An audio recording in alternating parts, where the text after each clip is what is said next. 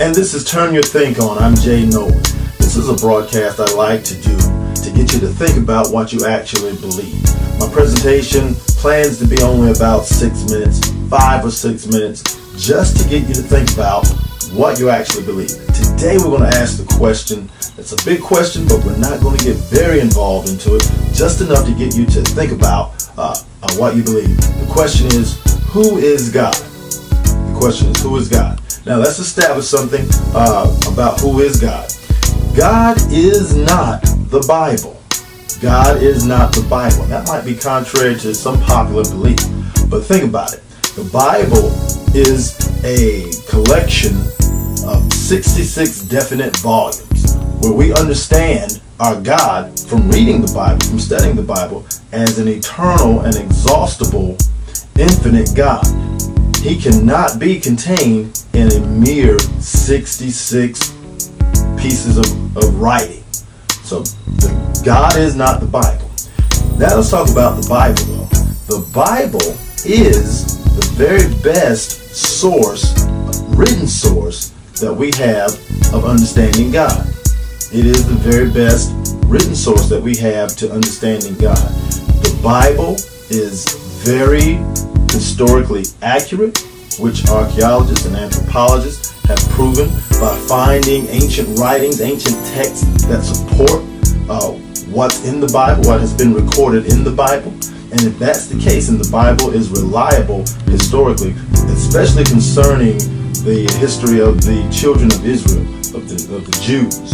And since the Bible is historically reliable, then what is said about God in the Bible is also reliable. The times when God spoke with man, the times when God dealt with man, what God said he would do for man, for the human race, is also reliable. And that comes into sending his son Jesus Christ as the Savior of the human race. God also says that he's the creator of the human race. God also says that he is the creator of the earth and the universe. And this is what I believe, since we're learning this from the Bible, which is historically accurate and reliable. Also in the Bible, there is an account of a man who was a Jewish leader. His name was Saul of Tarsus, and he had a personal experience with Jesus, and he converted to Christianity and became Paul, and later became the Apostle Paul. He was a Jewish leader, very educated, with like a PhD in the law, in their historical law. He was encouraging some of his friends in Rome, and this was during the Roman occupation of Israel. He was encouraging some of his friends in Rome that it's easy for men to know that there is God if they just would study nature. They could see his power through nature. There's no excuse, he's saying, that men shouldn't believe in God and shouldn't know that there's a God if you just study nature. And that's great, because the study of nature is what we today call science. We have scientists that study nature to the point where they're trying to find out, get some clues about the origin of the universe, how the universe started. Everybody's heard of this Big Bang theory, and I think there's another theory that might be called the singularity theory, where all the mass in the universe. Now these are just theories now. No one was there. We don't know, but we've got clues, and we've been studying.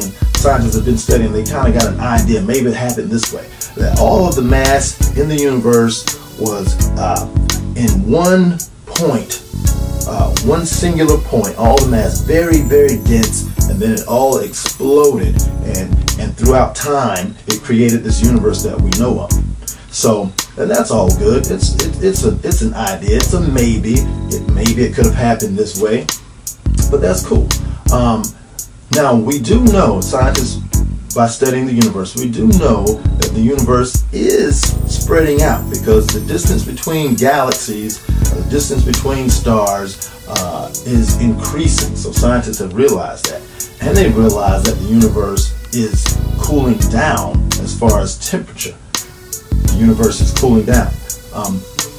There's a concept that that this cooling down and spreading out falls under, and it's called entropy.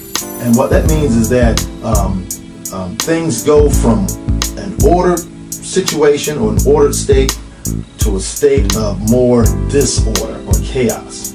And that's cool because that Big Bang and that singularity theory kind of goes into play with that, where if all the mass of the universe were ordered into one singular point and then started to explode and to expand, then the question is this, and this is the question that validates the existence of God. The question is this: how did this order come to be? And scientists who study the origins of the universe, many of them have to agree that it is an intelligence or an intelligent design behind that had to order this universe in order for it to be going into disorder. So hey, this has been Turn Your Think On. I want you to do your research. Hey, look up these theories, study the Bible, research the origins of the Bible, research the archaeological finds that support the Bible. You got the Dead Sea Scrolls, and there may be some other ancient texts that support the Bible, and validate what you believe. Hey, this has been Jay Noah. Thanks. Peace.